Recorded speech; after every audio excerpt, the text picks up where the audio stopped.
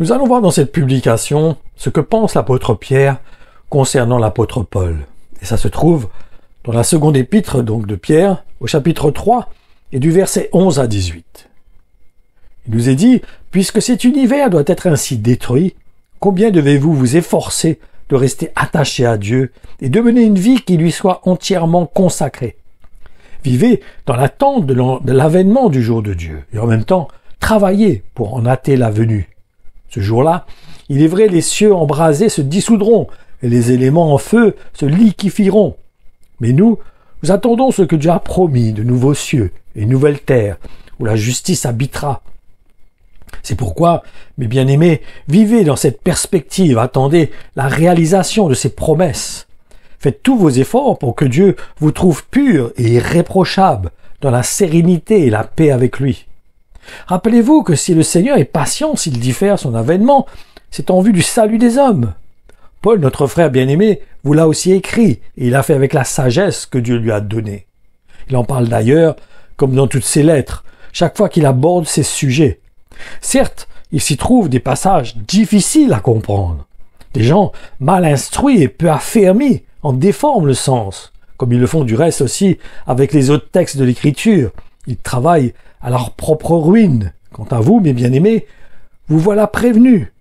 Tenez-vous donc sur vos gardes, afin de ne pas vous laisser entraîner, vous aussi, par les égarements de ces hommes sans foi ni loi, au point de perdre la position solide dans laquelle vous êtes ancrés. Au contraire, continuez à croître dans la grâce et la connaissance de notre Seigneur et Sauveur Jésus-Christ. À lui soit la gloire, dès maintenant et au grand jour de l'éternité. Déjà, il y a un petit point que j'aimerais faire ressortir dedans, qui est intéressant. C'est que là, nous voyons que l'apôtre Pierre parle à des chrétiens qui étaient enseignés par l'apôtre Paul. Donc nous voyons qu'il y a un échange. En effet, il y a une autre situation aussi où l'apôtre Paul fait remarquer qu'il avait repris l'apôtre Pierre alors qu'ils étaient ensemble au milieu d'une assemblée. Donc il y avait un échange, il y avait une collaboration entre eux. Il n'y avait pas chacun son église de son côté. Ils travaillaient ensemble, il y avait une mixité. Donc c'est déjà un point important à saisir. Et nous pouvons aussi nous apercevoir que l'apôtre Pierre reconnaît le ministère de l'apôtre Paul. Parce qu'il est vrai que j'ai déjà entendu plusieurs personnes douter du ministère de l'apôtre Paul. Mais là, nous voyons clairement que l'apôtre Pierre est d'accord. Il accueille dans les enseignements qui sont apportés par l'apôtre Paul. Et ce qu'il nous dit aussi nous montre que l'apôtre Paul faisait face à l'adversité des hommes religieux, mais aussi de la part de certains chrétiens qui n'étaient pas prêts à accueillir le ministère, l'enseignement qui communiquait l'apôtre Paul, qui trouvait trop dur, trop sévère, trop dur à mettre en œuvre. C'est surtout ceux qui avaient du mal à accueillir les enseignements donc de l'apôtre Paul. Mais cela venait principalement qu'ils n'étaient pas prêts à s'identifier à Jésus-Christ, jusqu'à être prêts à mourir à eux-mêmes. Et il est évident qu'aujourd'hui, il y a beaucoup d'églises qui mélangent, qui ne partagent pas l'évangile en entier. Ils partagent seulement ce qui est agréable, ce que les gens aiment entendre. Ils ne sont pas prêts à heurter la sensibilité de certains, le manque de détermination de certains, de les bousculer dans leur confort, dans leur tiédeur. Rappelez-vous que dans l'Apocalypse, il nous est dit que Dieu vomira de sa bouche ceux qui sont tièdes. C'est un état de laxisme, de passivité. On est là, on reçoit, mais sans réellement nous remettre en question. C'est ça, en fait. C'est ça, être tiède. C'est celui qui se sent, s'il est OK avec sa vie, il n'est pas challengé, il se remet pas en question. Il n'est pas brisé dans son cœur, de son état, de sa condition. Donc c'est important pour nous de reconnaître premièrement qu'il y avait une mixité entre l'apôtre Pierre et l'apôtre Paul, qui se retrouvaient ensemble dans l'église, qu'ils échangeaient des enseignements. C'était pas le peuple à Pierre ou le peuple de Paul. Il y avait un échange dans leur ministère. Premièrement, c'est ça que nous devons comprendre cela et reconnaître cela. Et deuxièmement, pour chasser toute crainte ou tout doute, de réaliser que l'apôtre Pierre reconnaît le ministère de l'apôtre Paul. C'est important de reconnaître cela, de réaliser que ce que Paul partage, l'apôtre Pierre est en accord avec ses enseignements. Il n'est pas contre les enseignements de l'apôtre Paul.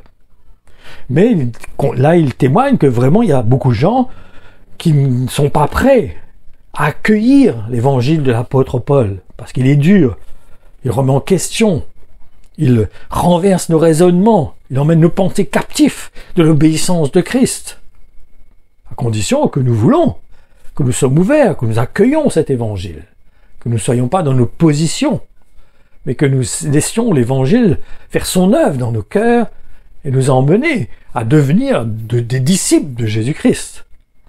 Donc comprenons le cœur du Seigneur et accueillons ce ministère, parce qu'il est vraiment particulier, le ministère de l'apôtre Paul. Il est vraiment spécial. Il est plus dans le ministère à établir l'Église. Pas seulement communiquer le salut, mais la construction de l'Église, comment l'Église doit vivre, comment elle doit se comporter, comment elle doit réagir, comment elle doit être unie, comment elle doit travailler ensemble, comment elle doit rejeter le péché dans l'Église, pas faire de compromis avec le péché. Donc il y a certains sujets, peut-être que vous n'aimez pas trop, mais dans ce temps-là, l'apôtre Pierre, justement, montre et enseigne que c'est important, parce que il dit au départ de ce que je vous ai lu, si vous relisez cela, il dit qu'il faut hâter la venue de Christ. Et donc c'est important de comprendre. Il dit, faites tous vos efforts pour que Dieu vous trouve pur et irréprochable dans la sérénité et la paix avec lui. Donc c'est important pour nous de comprendre qu'il y a une œuvre qui a besoin d'être faite dans notre cœur, pour nous dépouiller de nous-mêmes, de notre ancienne nature, et revêtir l'homme nouveau, et de ressembler à Jésus-Christ. Et ne restons pas justement sur les bases, comme dit l'apôtre Paul lui-même, restons pas des enfants, grandissons, comprenons le plan de Dieu, la volonté de Dieu. Ne soyons pas comme des gens frigides, que aussitôt que l'évangile un petit peu nous dérange, que nous refermions notre cœur et que nous fuyions l'évangile. Mais que non, que nous soyons de vrais disciples de Jésus-Christ, qui font face à la vérité, à l'évangile, qui vient secouer la chair, qui vient renverser nos raisonnements, nos positions, notre conception, notre façon de voir, notre petit confort.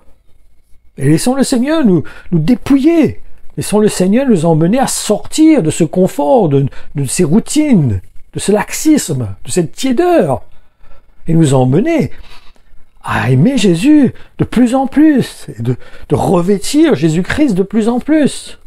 Pas seulement dans sa résurrection, mais aussi dans sa mort. Parce qu'on ne peut pas ressusciter si on ne meurt pas. Donc c'est important pour nous de laisser cet évangile, d'accueillir cet évangile. Même si ça nous dérange, même si ça nous bouscule.